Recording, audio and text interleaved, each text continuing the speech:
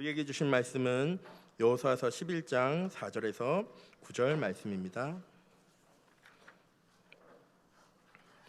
여호수아서 11장 4절에서 9절 말씀 제가 봉독해 드리도록 하겠습니다.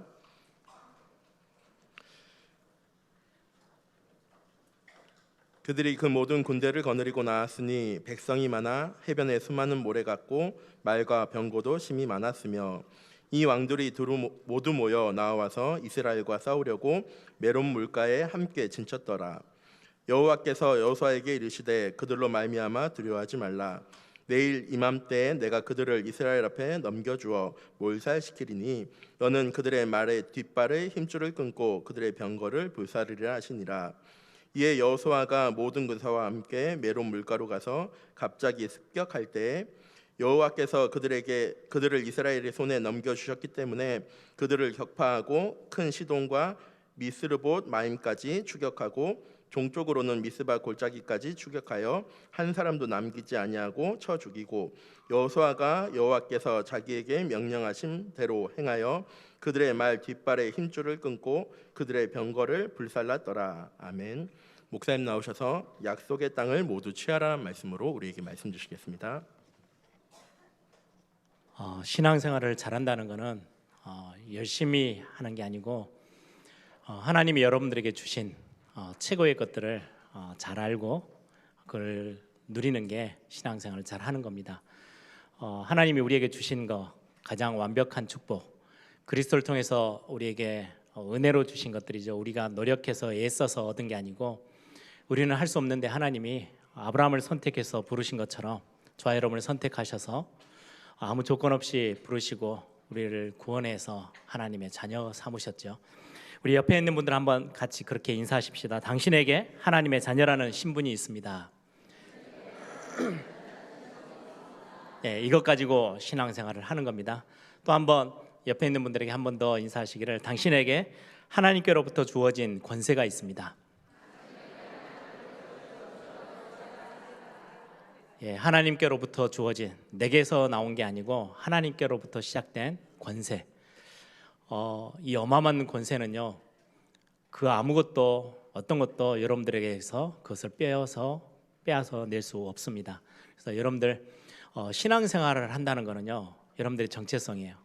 내가 누구인지, 신분, 그리고 어떤 힘을 가지고 있는지, 하나님이 위에서부터 주신 권세, 이건 누리고 여러분들이 사용하고 하는 게 우리의 신앙생활에 굉장히 중요한 부분들입니다. 우리가 몇 주간은 다른 본문들을 보다가 다시 여호수아서로 다시 돌아왔죠.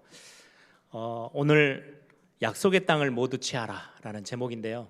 제가 이 본문을 이렇게 읽으면서 또 우리 교회는 또 중요한 시간표에 지금 서 있죠. 한 7, 8년 된 것 같은데요. 우리 임직하고 나서 벌써 한 7, 8년, 보통은 한 4년, 5년 이렇게 하면 반복해야 되는데 조금 늦은 감이 있지만 이번에 저희들이 중직자들을 피택하는 중요한 또 교회 안에 시간표가 주어져 있고요. 그리고 내년 초쯤 되어지면 여기 피택되어진 분들 중심으로 해서 또 임직식이 진행되어질 것입니다.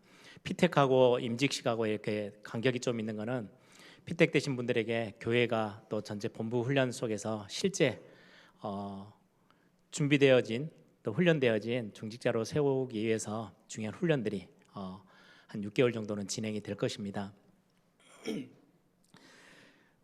이스라엘 백성들이 약속의 땅 가나안 땅을 주셨는데 불신앙도 하고 주변의 상황들 때문에 거의 40년을 망설이고 광야에서 시간을 다 보냈죠.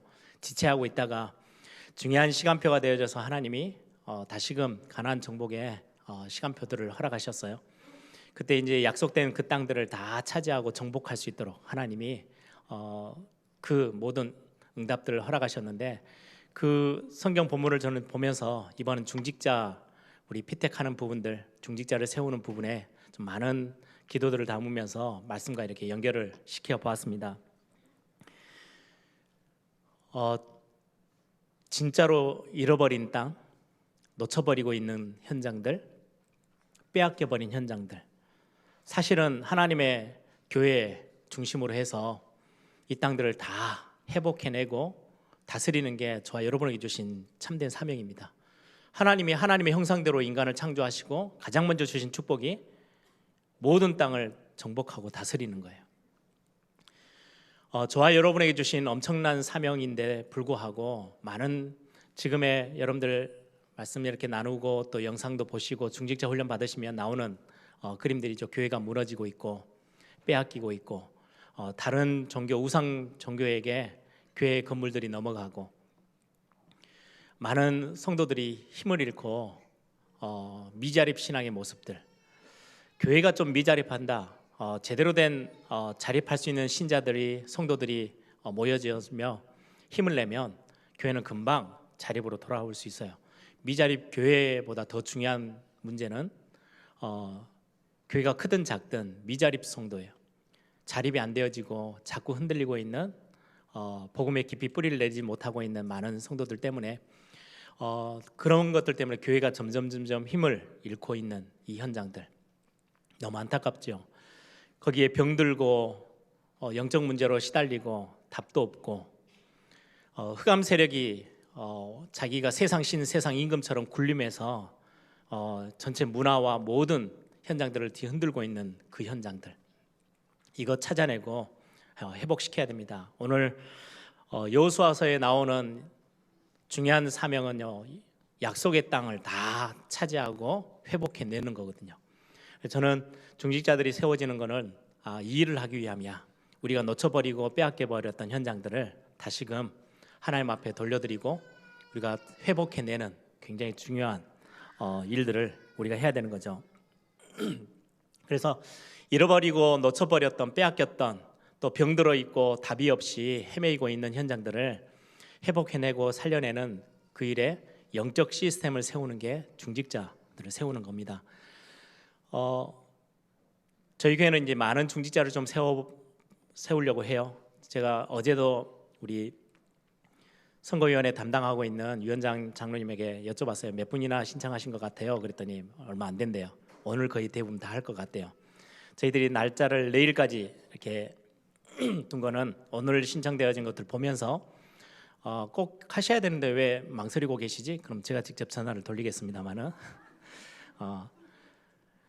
필요한 일꾼들을 찾아 세우는 거예요. 어떤 목사님들이나 어떤 교회는 중직자를 많이 세우지 마, 뭐 이렇게 굉장히 강하게 어필하고 있는 목회자들도 많이 봐요. 왜냐니까 자꾸 중직자를 세웠더니 목회자에게 반대 의견을 내고 자꾸 맞서는 거죠. 그러다 보니까 목회가 힘들어요. 그러면 목회자를 중직자들 좀 많이 세우지 마, 적게 세워야 돼, 막 이렇게 해서 가는데 저는 볼 때요 그게 훨씬 더 손해예요. 예를 들어서 어떤 교회는 장로가 되기 위해서 100대 1, 뭐 300대 1, 큰 대형 교회, 서울에 있는 큰 대형 교회 이야기를 들어보니까요 3000대 1이에요. 후보가 3000명인데 그 중에 한 명 뽑는 거예요. 여러분 그렇게 해서 뽑히면 어떻게 되겠어요? 그냥 영적인 거 다 빼고 엄청나게 막강한 힘이 실립니다. 그러니까 그 힘 실린 것 가지고요 교회 한마디를 하면요 영향력이 굉장히 세요. 그 말이 교회에 득이 되어지고 목회자에게 힘이 되어지고 동역이 되어지는 말이면 괜찮은데 반대 의견이다? 그래서 교회가 쪼개지고 교회의 갈등이 심각하게 오는 거예요. 그 현실만 보고 중직자 많이 세우면 안 돼, 점점 더 줄여요. 더 줄여지면 줄여질수록 중직자 없이는 갈 수 없거든요. 세우면 세우는 대로요 힘이 더 많이 실리는 거예요. 그런데 그건 단순히 중직자를 세우는 거는요 자리를 내어주고 뭔가 역할을 교회 안에서 뭔가 시스템을 만드는 이런 개념이 아니고요 진짜 회복해내야 될 현장 앞에 같이 가는 거예요.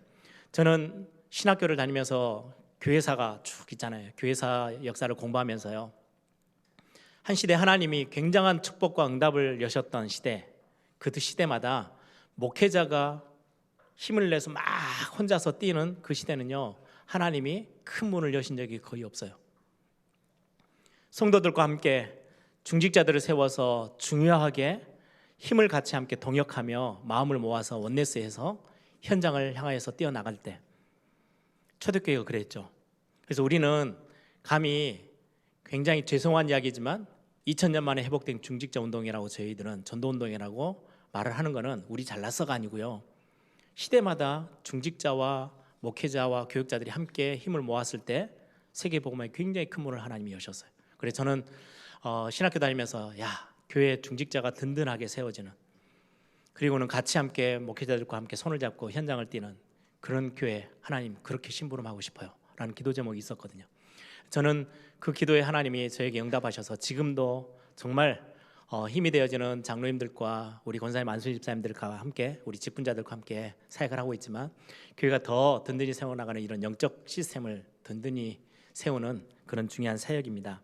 그래서 여기에는 이 중직자를 뽑는다는 거는요, 한 자리를 내주기 위해서 하는 게 아니고 실제 영적인 이런 중요한 사명들을 가지고 단순하게 인재를 뽑고 아주 특별한 똑똑하고 훌륭한 사람들을 뽑아내고 흠이 없고 완전한 사람들을 찾는 게 아니에요. 제가 보통 주보가 이제 만들어지면 제가 이제 마지막 인쇄소 넘어가기 전에 마지막 이렇게 원고를 좀 봅니다. 그래서 보내주시면 이렇게 쭉 살펴보는데 오늘 여러분들 보셔서 알겠지만은 우리 교동문이 바뀌어 있죠. 저는 보고도 전혀 눈치도 못 채고 그냥 지나갔어요. 그러니까 제가 아침에도 와가지고 이제 주보하고 제가 오늘 일부 예배는 사이를 보니까 이렇게 다 맞춰보고 했는데 저는 주로 이제 주보의 교동문을 읽지 않고 성경의 결을 읽으니까 당연히 이거하고 이거 같을 거야라고 생각하고 전혀 눈치도 못 채고 있다가 딱 하는데 일부 예배 때 제가 교동문을 읽는데 성도님들이 안 따라 하시는 거예요. 왜 그렇지? 라고 눈치 보니까 이게 좀 잘못됐더라고요. 이 땅에 있는 거는요 완전한 게 거의 없어요. 저부터가 놓치고 많이 미스하는 것들도 많고 부족한 게 참 많아요. 교회 안에서 완전한 사람을 찾는다? 저는 줄을 세우면 저 제일 끝에서 설까 말까 할 거예요. 하나님의 일꾼을 찾는 거는 똑똑한 인재, 훌륭한 사람들, 뭔가 대단한 실력이 있는 사람, 그게 아니고요. 하나님 앞에 중요하게 중심을 드릴 수 있는 사람들. 그래서 우리 중직자 세우는데 피택하는데 조건이 있죠. 신청할 때 예배에 관련된 거, 그리고는 헌금에 관련된 거, 그다음에 훈련, 이 세 가지를 조건에 걸었어요. 왜냐니까 예배라는 거는요 내 인생 삶에 있어서 하나님을 하나님으로 인정해 갈 수 있는 그 비밀을 알고 있는 사람. 예배가 무시되어진단 말은요 아무리 중요한 일을 맡겨줘도요 반드시 실패하게 됩니다. 왜요? 예배가 뭔지를 모르면. 교회는 예배로 세워지는 거거든요. 예배는 하나님을 인정하는 자리예요. 내 삶의 주인이 하나님이시고 나는 오늘 또 말씀이 안 주어지면은 내 삶은 한 발짝도 뛸 수 없기 때문에 한 번도 가보지 않는 길에 하나님 말씀이 필요합니다. 그리고 오늘 또 하나님이 위로부터 주시는 새 은혜가 내게 필요하고 새 힘이 필요합니다. 그것 때문에 모여지는 게 예배예요. 그래서 예배의 중요성을 알고 예배로 인하여서 하나님을 하나님으로 인정해드리고 하나님을 의지하는 굉장히 중요한 믿음의 비밀을 가지고 있는 중직자들을 뽑기를 원해서 그렇게 기준을 정했고요. 또 헌금을 많이 했다 적게 했다가 전혀 기준이 아니에요. 헌금이라는 것 자체가요 내가 지금 누리고 이렇게 저렇게 뛰고 있는 모든 경제에 대한 부분이 시작점이 하나님이 허락하셔서, 그래서 하나님께 내가 중요한 믿음의 고백들을 하는 게 헌금이거든요. 그래서 모든 내 삶에 있어서 주인을 주인으로 인정해드리고 믿음을 고백하고 하나님 앞에 맞다라고 말씀하고 있는 그런 믿음의 고백의 사람들을 찾는 거고요. 훈련은 우리는 많은 부분에 있어서 세상 것들로 가득 차 있습니다. 그렇죠? 세상 것들이 많은 영향을 받아요. 그래서 하나님의 것으로 우리가 더 단련되어지고 하나님의 것으로 우리를 더 많이 채워나가겠다고 고백하고 따라 붙는 게 훈련입니다. 그래서 훈련을 통해서는요 대단한 무슨 우리 여러분들 뭐 전도 합숙을 나오고 대단한 훈련을 나와서 우리 안에서 무슨 증도 주시죠. 어디 가서 내밀어서 그거 써먹을 때가 단 한 군데도 없습니다. 그런데도 불구하고 훈련을 왜 그렇게 받게 하느냐? 훈련은 내 것을 좀 내려놓고요 하나님의 것으로 나를 채워나가는, 그래서 하나님의 것으로 채워져 있는 사람들을 중직자로 세우고 싶은 그런 어떤 중심의 고백에 이런 어떤 부분들을 조건으로 단 것뿐입니다. 그래서 교회 안에서 행하는 많은 일들이 완벽하진 않아요. 부족한 것도 많고 모든 사람을 다 충족시키지는 못해요. 이런 부분에서 보면 왜 이렇게 했지? 저쪽에서 보면 와 정말 좋다. 이게 장단점이 다 있어요. 그럼에도 불구하고 기도하며 인도받으려고 몸부림치면서 하는 사역들입니다. 그래서 여러분들 믿음의 고백 따라 여러분들이 하나님 주의 종입니다. 내가 여기 있습니다. 나를 사용하여 주옵소서. 내가 한번 진짜 중직자가 되어져서 교회를 섬기는 거, 교회를 세워나가는 거는 어떻게 보면 세상 말로 과문의 영광 같은 거예요. 정말 하나님 앞에 시대 앞에 쓰여지는 것들인데 어떻게 하면 이 응답을 누릴 수 있을까요? 라는 고백들 가지고 여러분들이 같이 함께 힘을 모으시고 같이 동참하시고 또 망설이지 말고 여러분들이 약속의 땅 모든 것들을 취하는 데 있어서 여러분들이 가장 앞에 서는, 그래서 저는 굉장히 능력이 별로 없는 사람이지만 믿음의 고백만큼은요 가장 앞서기를 원합니다. 하나님, 제 인생 평생을 두고 세계복음화 교회를 세우는 일에 나는 끌려다니는 인생은 안 될 거예요. 하나님, 나는 앞에서 깃발 들고 뛰고 싶어요. 저렇게 기도하고 하나님 앞에 고백했는데 지금 그 고백 따라 하나님이요 참 부족한 종에게 많은 은혜들을 주셔서 사역들을 감당하고 있습니다. 여러분들이 오늘 그런 어떤 중요한 하나님의 앞에 믿음의 고백들을 가지고 같이 함께 할 수 있는 그런 응답의 시간들이 되기를 바랍니다. 여호수아서로 다시 돌아가면요, 보통 여러분들 뭐 드라마 이렇게 뭐 꽤 긴 드라마들을 이렇게 보시면 TV에서 가끔 그런 나오더라고요. 앞에 한 10번, 5번 정도 했던 것들을요 지난 스토리, 지난 이야기 이렇게 해가지고 막 이렇게 짧게 해서 하이라이트로 이렇게 스토리를 연결시키기 위해서 오늘 것만 보면 잘 이해가 안 되는데 그걸 한 1, 2분인데 그걸 보면은 앞에 이런 내용이 있었지, 이제 그 스토리를 잊어버리지 않도록. 그래서 오늘 1번은 제가 그 스토리를 좀 이렇게 지난 스토리를 이야기를 할 겁니다. 여호수아서는 여호수아서만 딱 따로 떨어진 게 아니죠. 출애굽에서부터 시작해서 쭉 연결되어져서 지금 가나안 정복까지 와 있어요.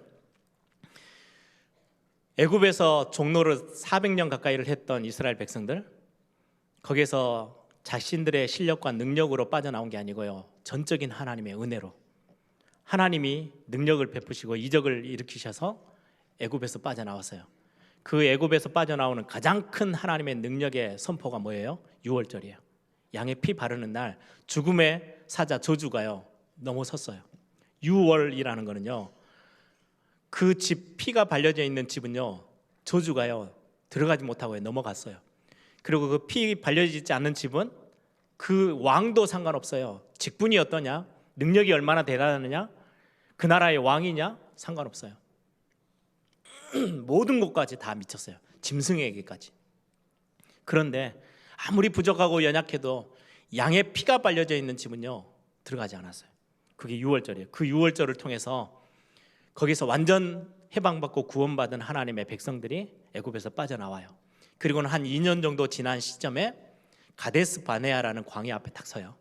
거기는 가나안 땅하고 가장 가까이 있는, 그래서 하나님이 약속하셔서 이제 가나안 땅 들어가려고 지금 애굽에서 나왔잖아요. 예배 중요한 하나님 앞에서 하나님의 것임을 선포하는 그 현장에 이제 섰는데 12명의 정탐꾼을 보내서 가나안 땅을 다 정탐하게 오게 했는데 10명의 정탐꾼이요 못 간대요. 그들이 볼 때 우리는 메뚜기처럼 보인대요. 그냥 밟으면 죽어야 되는, 아무 힘 없고요. 아니 가나안 사람들이 이스라엘 백성들을 보면 메뚜기처럼 보인대요. 그러니 이스라엘 백성들이요 난리가 났어요. 울고 불고 거기서 통곡을 하면서요 우리 이제 다 죽었다. 그 불신앙 때문에 40년을 광야를 빙글빙글 돌게 됩니다. 40년 돌면서 불신앙했던 사람들, 하나님의 진짜 응답은, 세계복음화의 응답은 못 보고요 하나님이 한 명 한 명 생명을 그냥 다 걷어갔어요. 출애굽에서 나왔다는 말은 구원받고 하나님의 백성이 된 거예요. 하나님의 백성이 되고 구원받았는데도 불구하고 진짜 준비된 응답은 맛도 못 보고 그냥 삶에서 이리저리 불신앙하고 좀 먹을 게 채워지면 감사합니다 할렐루야 하다가 조금 문제 오면 또 원망하고 불평하고 그 삶을 그냥 40년 살다가 마무리가 되어지고요. 다음 믿음의 세대들을 데리고 하나님은 가나안 정복의 또 앞에 서셔요. 그게 여호수아서의 굉장히 중요한 시작점이에요. 가나안 정복의 가장 첫 시작은 요단강 건너면서부터 시작하는데요. 가나안 정복의 시작 자체가 뭐로 붙잡았어요? 언약궤를 앞세워서 가나안 요단강을 건넙니다. 여리고라는 큰 성 앞에 도달했을 때 그 성도 역시 어떻게 정복해요? 언약궤를 앞세우고 정복해요.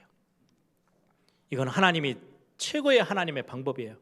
말씀을 붙잡고 있는 하나님의 백성들은요 어떤 상황 속에서도 모든 문제들을 뚫고 넘어갈 수 있어요. 그게 언약의 여정에 굉장히 중요한 부분들입니다. 그리고 나서 아이성이라는 아주 작은 성이에요. 여리고 성에 비교하면요 정말 작은 성이에요. 그래서 여호수아가 하나님 이 아이성을 두고 어떻게 하면 좋겠습니까? 라고 기도하지 않고요 정탐꾼을 먼저 보내봅니다. 이 성에 대해서 좀 살피고 와봐. 그랬더니 정탐꾼들이 와가지고 하는 이야기가 너무 작아서 우리 모든 군대가 갈 필요가 없습니다. 그냥 2,3천 정도 되는 군사를 보내면 충분히 정복하고도 남습니다. 가서 어떻게 됐겠어요? 완전히 패망합니다.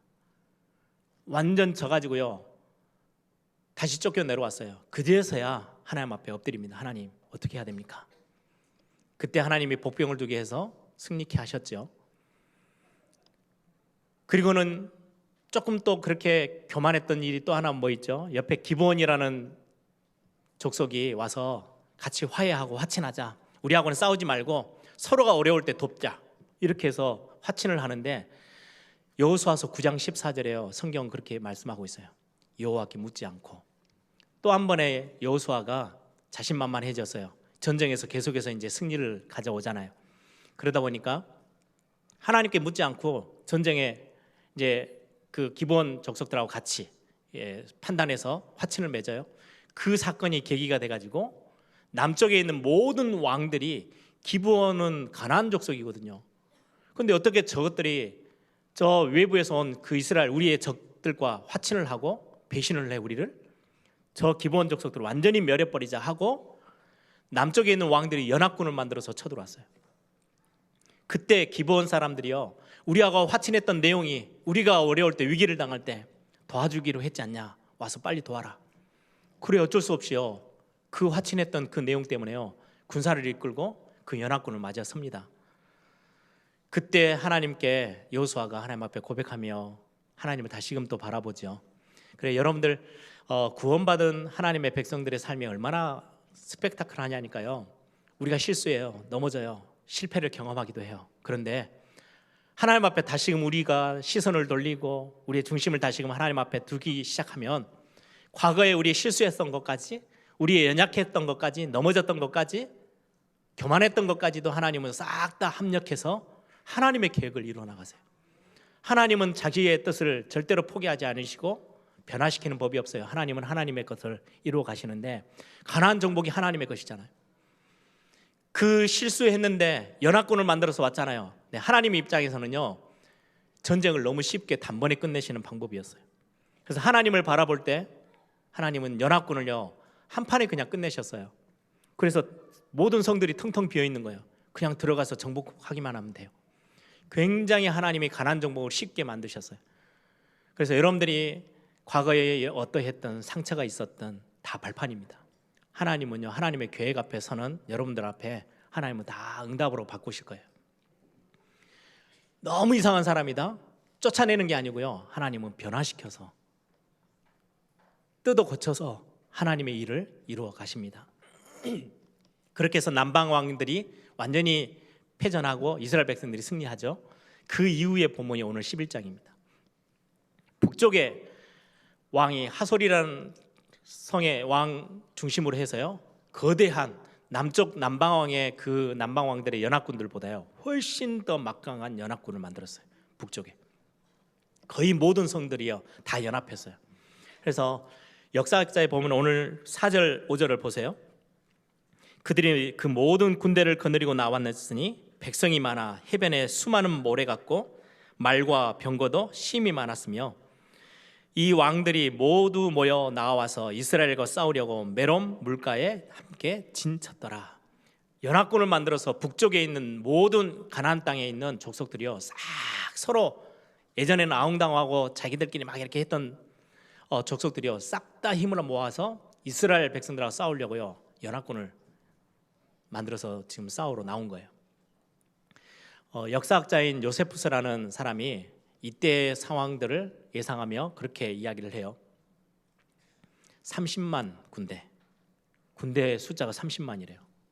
그때 숫자로 30만이면요 어마어마해요. 그래서 오늘 성경에 수많은 모래 같고 여기에 말을 타고 온 기병들이 한 만 명 되어지는 기병, 말만 타고 다니는 기병들이 10,000명, 병거가 2만 개. 어마어마한 숫자죠. 그렇게 해서 진을 치고 딱 버티는 거예요. 여기에 싸움에서 지금 싸워야 되는데요. 그 싸움 앞에 하나님이 이스라엘 백성들을 세우셨는데요. 또 하나 여기 특징 중에 하나는요. 이 싸움까지 오는데 지금 가나안 요단강 건너서 오기까지가 한 5년 정도 흘렀어요. 5, 6년. 그동안에 이스라엘 백성들은 하나님이 어떻게 만드셨느냐. 예전에 처음에 싸움을 할 때는요. 여리고성 싸움을 줄도 몰라. 돌기만 하거나 그랬어요. 그래서 여리고성 무너뜨렸죠. 조금씩 이제 전쟁에 능하게 만들어요. 아이성하고 싸울 때도요. 거의 이스라엘 백성들이 이제 딱 거점이 어디 있냐니까 길갈이라는 곳이에요. 길갈에서 지금 메롬 물가에 다 진을 치고 연합군들이 모여 있잖아요. 그 정도 거리가 한 150km 정도 돼요. 지금에 따져도 150km. 그런데 하나님이 뭐라고 말씀하세요? 내일 이맘쯤이면 너희들에게 다 붙여줄 거야. 아니 150km가 되어지는 것을 하루 만에 돌파해서 뚫고 들어간다고요? 처음에는요 이게 3일도 걸리고 일주일도 걸리고 엄청나게 많은 시간이 걸렸어요. 싸우는데요 우박을 내리셔서 태양과 달을 멈추셔서 그렇게 싸우게 하셨어요. 근데 지금 한 4, 5년 지나면서는요 이스라엘 백성들의 군대가 완전히 특공대가 됐어요. 그래 그 150km 되어지는 걸요 하루 만에 돌파해 나가요. 그래가지고 싸움에서 이기게 하세요. 예전에는 뭐라고 그래요? 10명의 정탐꾼이 뭐라고 그랬어요? 저 족속들이 볼 때 가나안 족속들이 볼 때 우리는 메뚜기야 메뚜기. 하나님이 메뚜기 같은 이스라엘 백성들을요 최고의 기동 타격대를 만들어 가지고요 하루 만에 150km 정도를 뛰어가서요 처리할 수 있을 만큼의 어마어마한 특수군단을 만들어졌어요. 하나님이 행하시는 훈련입니다. 우리는 처음에는 신앙생활 뭐 이러니 저러니 하는데요 나중에는 그 어떤 현장의 어려움들 속에서도요 현장 살려내고 약속의 땅들 취해 나가는데 전혀 거리낌 없을 만큼 상황은 상황 따라 움직여서 응답받을 수 있을 만큼의 최고의 영적 군사로 하나님이 여러분들을 훈련시키는 겁니다. 이스라엘 백성들을 하나님이 그렇게 만들어 나가시는 과정들을 우리는 여호수아서를 통해서 또 볼 수 있죠.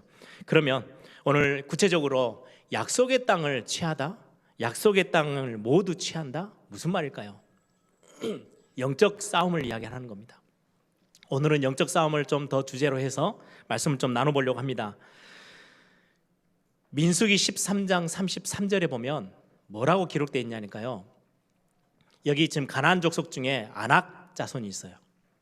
아낙 자손이라고 여러분들 나중에 여호수아서 14장에 보면은 아낙 산지, 아낙 자손들이 살고 있는 그 산지를 내게 주소서. 그게 갈렙의 고백이잖아요.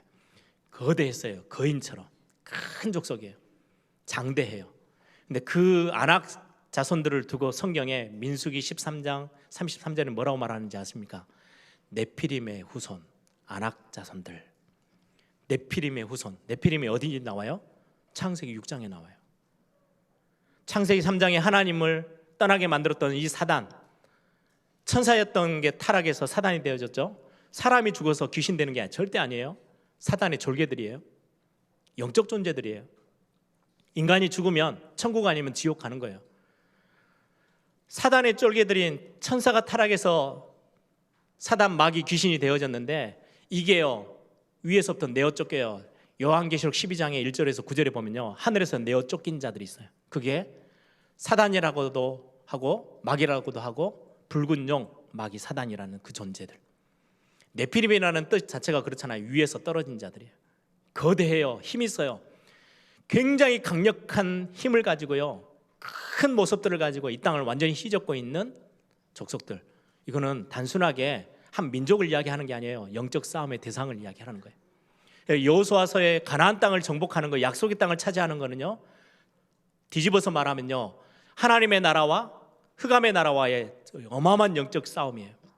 그래서 아니 하나님이 인정사정도 없습니까? 어떻게 전쟁을 하는데 한 명도 남기지 말고 다 죽이라고 합니까? 여러분들 지금에도 전쟁 아무리 이상한 국가라도요 전쟁포로는 살려주려고요 도와줍니다. 그렇죠? 손 들고 항복하면 살려줍니다. 근데 오늘 지금 본문에는요 한 명도 남기지 말래요. 어느 정도냐? 말 뒷다리에 있는 힘줄 다 끊어버려. 병거는 다 불태워버려. 단 한 명도 남기지 말고 다 없애. 이거는 하나님이 인정사정 없는 분이라는 게 아니에요. 영적 지금 싸움을 설명하고 있어요. 네피림의 후손인 아낙 자손, 예, 이들이 하는 가장 최고의 일은요, 그리스도의 사역을 원천 차단하는 거예요. 그들이 위에서부터 밑으로 이 땅으로 내어 쫓겨서 와서요, 뭐 하느냐? 복음운동 절대 일어나지 않도록, 교회가 힘을 잃고 아무 힘 없이 현장에 서 있도록, 교회 안에 있는 많은 하나님의 백성들이 문제 속에서 이리저리 허덕이다가 영적 문제에서 그냥 흔들리다가 인생 마감하도록, 사명이 뭔지도 현장이 뭔지도 모르고 그냥 살아가도록, 그게 이 사단의 세력들이 하는 일이에요. 문화 속으로 들어가서요, 모든 문화를요, 흑암 문화, 우상 문화로, 귀신 문화로 바꿔나가는 거. 그래서 그 속에서 정신 문제, 육신 문제, 마음의 병 다 일으켜내고 있어요.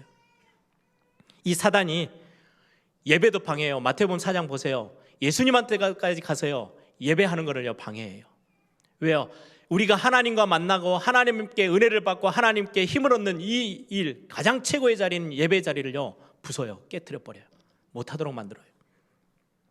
질병, 어마어마한 핍박자들을, 강대국을 세워서 예수 믿는 자들을 핍박하고 죽이고, 강도, 살인, 예, 죽이고 멸망시키는 거.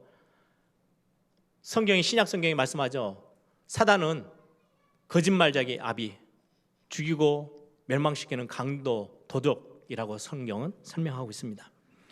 미움, 시기, 질투, 갈등, 싸움, 이런 것들을 계속해서 일으켜서요, 하나님 정반대의 것들이요, 이 땅에 완전히 완연하도록, 창대하도록 만들어내는 게 사단의 일입니다.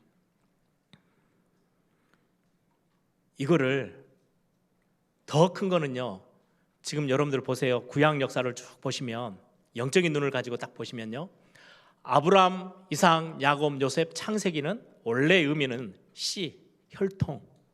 창세기의 제목 자체가 그래요. 하나님이 천지를 창조하셔서, 우리는 한국말로 번역이 되어지면서 창세기, 세상이 창조된 역사의 그 이야기 아니에요. 하나님이 정말로 중요하게 우리 인간을 창조하셨고 영적 존재로 창조하셨는데, 그게 방해꾼들이 있었어요.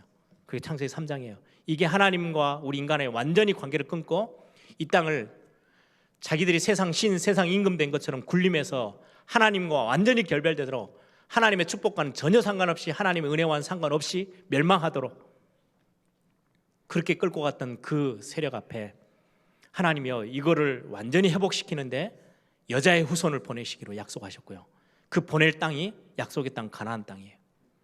이걸 원천적으로 끊는 거예요. 그게 사단의 일이에요. 어떻게든지 이거를 뒤집어 엎어요. 바로 왕이 뭐 한지 아십니까? 남자아이들을 다 죽이려고 했어요. 그 시대의 역사에서는, 역사가 사실적인 역사지만은 그 뒷 배경에는요, 그리스도가 나실 여자의 후손의 혈통 다 끊어버리려고 했던 거예요. 그게 완전히 영적 싸움이에요. 지금 가나안 땅을 차지하느냐 못 차지하느냐, 이건 단순히 뭐 원정을 베풀어야 된다, 사랑으로 봐야 된다, 아니에요. 영적 싸움을 이야기하고 있어요. 철저한 흑암의 세력, 여자의 후손과 원수되어져 있는 그 세력들을 멸하러 가는 거, 그게 교회가 해야 될 역할이고요, 교회의 사명이고 저와 여러분의 사명인 거죠. 그런데 이렇게 공격해오는 것들, 여러분들, 내가 신앙생활 하는데 복음이 깊이 뿌리 내리도록 하는 것을 방해하는 거, 예, 영적인 싸움에 굉장히 중요한 현장입니다. 우리 그거 모르면은요, 자꾸 환경과 사람의 소리 때문에요, 우리가 신앙의 깊은 뿌리를 못 내려요. 여러 가지 이유들이 있어요. 교회 안에, 지상에 있는 교회, 이 땅에 있는 교회는 완전하지는 않아요. 천국 가야 완성되어져요. 그러다 보니까 사람들의 목소리도 있어요. 여러 가지 좀 한쪽으로 편협되어 있는 시스템들도 보여요.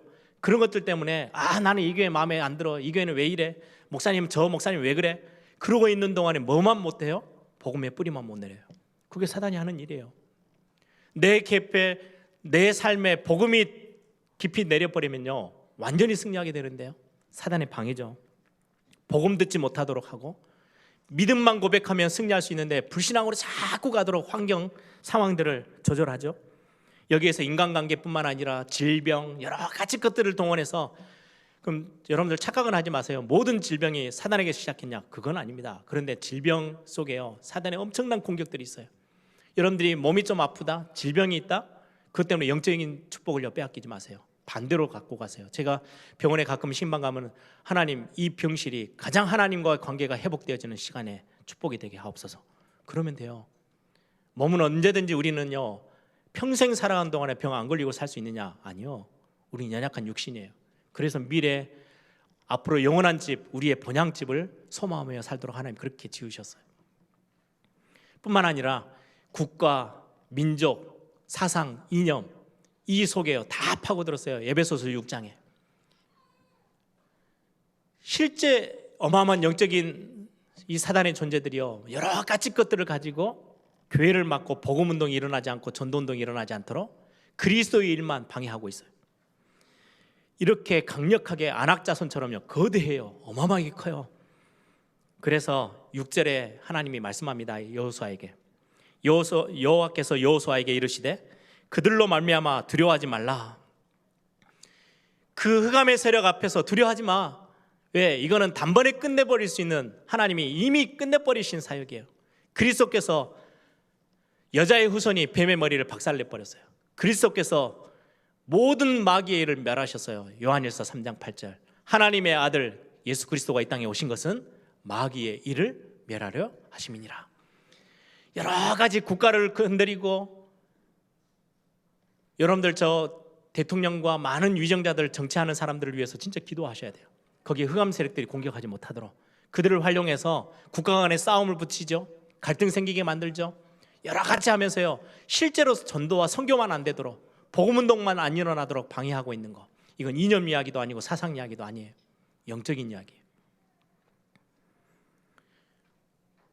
이게 사단의 일인데 마귀의 일인데 하나님의 아들 예수 그리스도가 이 땅에 오신 거 마귀의 일을 멸하러 하심이니라.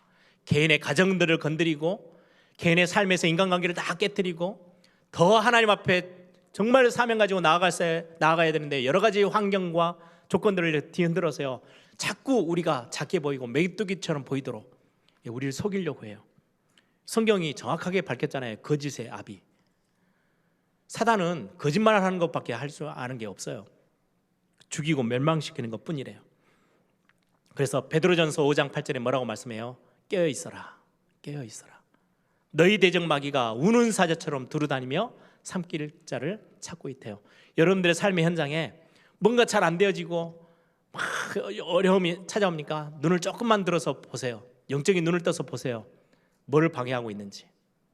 여러분들은 언약의 백성입니다. 내 과거의 실수까지도 하나님 앞에 내가 하나님을 의지하고 서는 날, 하나님께 내 시선을 돌리는 날, 하나님 그거를요 합력해서 선을 이루시는 엄청난 축복의 자리에 있어요. 여러분들은 안 망합니다. 망할 수가 없어요. 그런데도 우리는 자꾸 문제가 오면 작아져요. 메뚜기처럼 보여지고요. 누가 확 눌러버리면 죽을 것 같고요. 속이는 거예요. 그래서 신앙생활은 여러분들의 신분, 권세 확인하는 게 가장 중요하다고 말씀드렸죠. 그래서 그리스도께서 창세기 3장 15절 여자의 후손이 뱀의 머리를 박살낼 거라고 말씀하셨어요. 그리고는 그 정도가 아니고요. 저와 여러분이 가나안 정복함에 필요한 것들 다 허락하셨어요. 영적 싸움을 싸우는데요 전혀 부족함이 없도록 하나님이요 어마어마한 힘도 허락하셨어요. 마가복음 3장 15절 귀신을 내어 쫓는 권세도 있게 하려 함이라. 여러분들에게요 귀신을 내어 쫓는 누구 이름으로요? 그리스도 이름으로. 누가복음 10장 19절에는요 뱀과 정갈을 밟으며 발로 밟아버리고 모든 원수의 능력을 제어할 권세, 꽁꽁 묶어버리는 걸 제어한다는 거예요. 꼼짝도 못하러 묶어버리는 거. 그래서 저는 그 기도하는 걸 참 좋아합니다. 만왕의 왕 되신 주 예수 그리스도, 내 안에 계신 그리스도의 이름으로 명하노니 모든 우리 가정과 우리 교회와 이 현장의 역사는 저주의 세력, 사단의 세력은 꽁꽁 묶여 떠나갈지어다. 왜요? 제어할 권세를 저와 여러분에게 주셨어요. 그러면서 마지막 결론적으로 이 19절에 누가복음 10장 19절에 뭐라 하는지 아세요? 너희를 해할 자가 결단코 없으리라. 여러분들 건드리지 못한대요. 이런 엄청난 것들을 하나님이 우리에게 주셔서 오늘 또 말씀하고 있어요. 두려워하지 마. 여호수아 가나안 정복을 향해서 나가고 있는 이스라엘 백성들에게요 계속해서 하시는 말씀이에요. 두려워하지 말라. 놀라지 마라. 내가 너의 하나님이야. 내가 너와 함께 할 거야. 오늘 또 우리에게 그렇게 하나님이 말씀하고 계십니다. 그러면서 이 영적 싸움에 있어서 우리가 해야 될 일이 뭐냐니까요 완전 몰살시키는 거예요. 적들을 당연하죠. 영적인 원수의 세력, 사단의 세력을 봐줄 겁니까? 인정사정 봐줍니까? 아니요. 몰살시키는 거예요. 완전 제거하래요. 복음 방해하는 모든 세력들. 그게 우리의 사명입니다. 교회가 힘이 있어야 될 이유, 왜 중직자들을 세워서 우리가 중요하게 교회의 일꾼으로 세우려고 합니까? 현장은요, 안악자손들처럼요, 거대한 힘을 모아서요, 자꾸 교회를 무너뜨리려고 해요. 우리가요, 일어나야 돼요. 처음에는 우리는 아무 힘 없었던 것처럼 보이지만 하나님이 이제는요, 특공대처럼 하나님이 우리를 훈련시키셔서요, 현장에 맞서게끔 만드시는 거예요. 영적 싸움 싸우라고, 영적 군사로. 그러면서 한 구절 여러분들이 영적인 의미를 좀 잘 찾아냈으면 좋겠어요. 아니, 싸움을 했어요. 그 엄청난 군대와 싸워서요, 30만 군대라면요, 거기에 남는 전리품들이 얼마나 많겠어요. 그런데 다른 전리품들은요, 그대로 사용하도록 놔두시는데요, 말과 병거, 말의 뒤 힘줄을 다 잘라버리고 병거는 불로 다 태우래요. 철제 병거가 나오기까지는 아직 그런 역사의 시작은 아니에요. 한참 뒤에 철제 병거는 나오고요, 다 나무로 만들어져 있는 병거들이에요. 불살라버리래요. 하나도 남김없이. 모든 말들 뒤에 힘줄을 다 끊어버리래요. 뛰지 못하도록. 왜 그렇게 하셨을까요? 이유가 어디 있어요? 이스라엘 백성들이 그걸 이제 전리품으로 딱 취하면 어떻게 되겠어요? 금방 교만해질 거예요. 야, 우리 군대 봐라. 이제 이 큰 전쟁에서 승리하고 우리에게 말도 이렇게 많이 생겼고 병거도 이렇게 많이 생겼어. 이제는 싸울 만해. 그럼 누구를 의지해야 하나요? 하나님을 의지하지 않을 거예요. 하나님을 의지하지 않을 만한 것들은요, 다 제하했어요. 왜요? 조금이라도 틈이 생기면 사단은 들어와서요, 영적 싸움에 있어서 내가 뭔가 할 수 있는 것처럼. 아니요, 전쟁은 하나님께 속한 것이니. 모든 성경에 있는 모든 싸움에서요, 싸움의 주관자는 하나님이셨어요. 그때마다 완전히 승리했어요. 전쟁을 하는데요, 이길까 말까가 아니고 완전 승리했어요. 여러분들의 삶에 있어서 내가 대단한 걸 가지고 있는 거예요. 빨리빨리 내려놓으세요. 제가 렘넌트 대회나 이런 중요한 사역들을 마치고 나면 항상 하나님 앞에요, 제가 제일 먼저 고백하는 게 있어요. 하나님이 하셨네요. 하나님만이 하실 수 있어요. 저는 심부름에 불과해요. 왜요? 이게 뒤바뀌는 날 아이성에서 실패했고요, 기본하고도요 화친하면서요 많은 실수를 거듭했어요. 하나님 그래서 그 뿌리를 다 빼버리는 거예요. 말에 힘줄 다 끊고 병거는 다 불살라버려. 영적 싸움에 있어서 굉장히 중요한 거예요. 하나님을 의지하지 못하도록 하는, 내가 뭔가 할 수 있겠다, 이 생각들은 다 제하래요. 여러분들은 하나님을 완전히 의지하고요, 하나님을 인정해야 하고 인정해드리고 하나님을 바라보면 우리의 모든 삶에서는 완전히 승리하게 됩니다. 그러면 우리는 영적 싸움을 어떻게 하면 됩니까? 뭘 가지고 하면 됩니까? 아주 간단합니다. 우리 신앙생활은 세 단어가 거의 중심입니다. 말씀, 기도, 전도. 그렇죠? 요단강을 건너서부터 가나안 정복에 가장 앞서 있는 단어 뭐예요? 언약궤를 앞세워. 하나님의 말씀을 상징해요. 여리고성을 어떻게 합니까? 언약궤를 앞세워서 가. 왜? 너희들이 한 번도 가보지 않는 길을 가는 거잖아. 언약궤가 앞서면 돼. 여러분들이 중요한 영적 싸움을 싸우는데 어디에서 답을 갖고 있어야 돼요? 말씀에서요. 그 신약 성경은 말씀을 뭐라고 표현해요? 영적 싸움 하는데요, 검이래요. 무기예요. 유일한 무기예요. 말씀에서 여러분들은 뭐라고 하는지, 여러분들을 자꾸 힘을 빼요. 성경은 뭐라고 말합니까? 너를 결단코 해할 수 있는 자는 없어. 왜? 너는 하나님의 자녀니까. 그걸 말씀으로 딱 붙잡아야 돼요. 그래야 여러분들이 현장에서 승리해요. 아니, 문제 때문에 막 죽을 것 같아요. 내가 이제 다 사라져버릴 것 같아요. 어떻게 해야 됩니까? 말씀에서 이야기합니다. 너의 어마어마한 배경, 하늘 보좌의 배경이 네에게 있어. 너에게 엄청난 권세가 있어. 흔들리지 마. 내가 너와 함께 하잖아. 말씀에서 계속해서 답을 주고 계세요. 여러분들 말씀을 붙잡으세요. 말씀 앞에 서시면 영적 싸움에서는 능히 승리할 수 있습니다. 여러분들 오늘 본문에 보세요. 9절에 여호수아가 여호와께서 자기에게 명령하신 대로 행하여, 말씀대로 했대요. 12절에 보니까요, 여호와의 종 모세가 명령한 것 같이 하였으되, 여기에 모세가 명령한 게 무슨 말입니까? 15절에 보시면 이해가 됩니다. 여호와께서 하나님이 그의 종 모세에게 명령하신 것을 모세는 여호수아에게 명령했고요, 여호수아는 그 명령을 따랐어요. 결국 어떤 거예요? 하나님의 말씀을 그대로 따라갔다는 말이에요. 그래서 여호와께서 모세에게 명령하신 모든 것을 하나도 행하지 아니한 것이 없었다. 여호수아가 승리했던 비밀입니다. 23절에도 보니까요, 여호수아가 여호와께서 모세에게 말씀하신 대로 그 온 땅을 점령하여 이스라엘 지파의 구분에 따라 기업으로 주매 그 땅에 전쟁이 그쳤더라. 영적 싸움에서 승리하는 비밀, 말씀 따라 말씀을 의지하고 말씀의 명령을 기억하고 있으면 승리합니다. 두 번째입니다. 어떻게 영적 싸움의 비밀을 가지고 사용하면 됩니까? 기도의 비밀입니다. 현장에서 여러분들이요, 기도하는 시간 놓치지 마세요. 영적인 싸움에 가장 치열한 게 여러분들 현장이죠. 직장, 산업의 터, 학교, 가정. 여러분들 구별되어 있는 단을 쌓으세요. 세상과 구별되어 있는 하나님과 통하는 기도의 단. 그 속에서 기도라는 거는요, 주시옵소서가 아니고요, 여러분들이 신분과 권세를 누리는 시간이에요. 내가 하나님의 자녀라는 거, 위로부터 하나님이 내게 어마어마한 권세를 주셨다는 거, 그리스도의 이름의 비밀의 권세를 주셨다는 거, 이거를 현장에서 마음껏 누리는 거. 여러분들 남편들, 자녀들 학교 보내놓고 직장 보내놓고 우리 아내분들 기도하세요. 하나님, 요즘 차 사고도 많고 이런저런 많은 복잡한 사건들이 얼마나 범죄도 많습니까? 하나님, 모든 하늘의 군대를 동원하셔서 내 남편, 내 아내, 내 자녀들을 움직이는 곳마다 하나님 지키시고 흑암세력이 공격하지 못하도록 지켜보아요 주옵소서. 기도하세요. 권세 사용하는 거예요. 하나님, 우리 교회 모든 성도들이 움직이는 현장마다 많은 이 땅에는 사건 사고가 많지만 하나님, 해를 당하지 아니하도록 하나님 주의 능한 손으로 붙잡아 주옵소서. 여러분들이 기도가 나의 신분과 권세를 마음껏 누리는 것, 그러면서 증인으로 서는 겁니다. 여러분들 현장에요, 그냥 막연히 있는 게 아니고요, 사모노를 시작하세요. 그래서 여러분들의 현장 앞에 가나안 정복은 처음에는 하나님이 우박도 내리시고 그렇게 시작하셨다가 나중에 후반으로 가면서는요, 직접 뛰도록 하셨어요. 직접 성 하나하나 차지하고요, 가서 원수들을 무찌르고요, 하나님의 나라임을 선포하고요. 그게 전도자의 삶의 걸음입니다. 여러분들이 가서 복음운동하고 영접운동하고 말씀운동 펴고, 여러분들의 현장에서 증인으로 서는 영적인 싸움에 굉장히 중요한 싸움이죠. 말씀을 정리하겠습니다.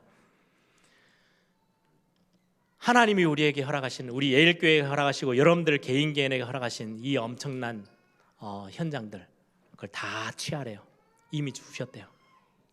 나가기만 하면 된대요.